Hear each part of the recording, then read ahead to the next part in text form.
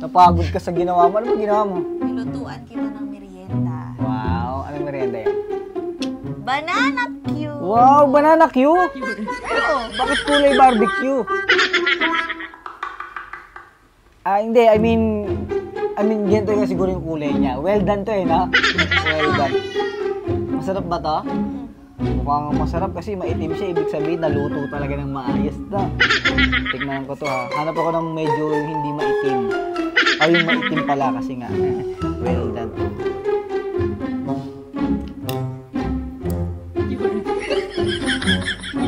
Bakit? Ang pakla!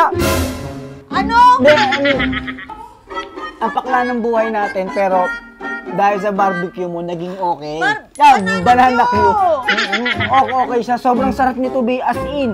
Sige nga. Pwede to, ha? Ubusin? Hindi ha, ubusin. Hindi ko kayo ubusin, be, kasi busog ako. Isang kagat lang okay na ako eh. Busog na ako, be. Grabe, ang pakasarap. Isang kagat lang.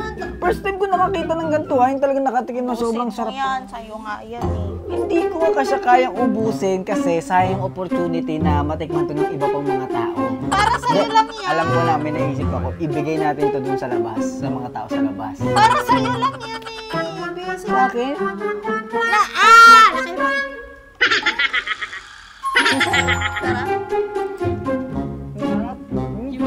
Grabe.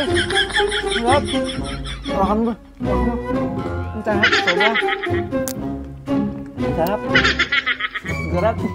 Ang galing mo magluto. Tapon mo yan. Ay, iyan natin yan. Itabi natin yan. Ang sarap. Grabe.